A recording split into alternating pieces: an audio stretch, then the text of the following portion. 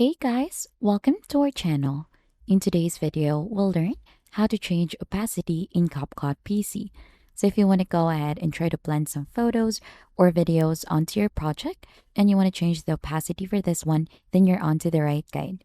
So the first thing that you need to do for this one is to go ahead and import the videos that you want to use. So for example, we're going to use these two videos in here.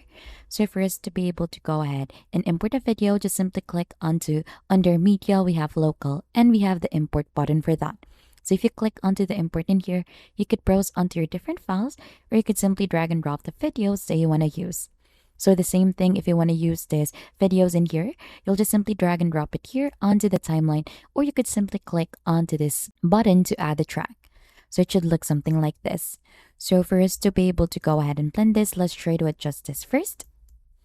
So let's try to have it look like this. And if you want to go ahead and try to change the opacity for this certain video that we have in here, what we need to do is we'll just need to simply click onto the video that we want to adjust. So for example, this one. So let's move it here. Under video, we have basic here onto the right side. Let's just scroll down further until we find in the option to blend. So if you click onto this drop down button, we could see the opacity for that. So there are different modes for blending for this one. So we'll just leave it to normal. And to change the opacity for that, we could go ahead and have this up until 50. So you could adjust this as per your liking. So as you can see, both of the same videos are playing at the same time. You could do the same thing onto the other video as well.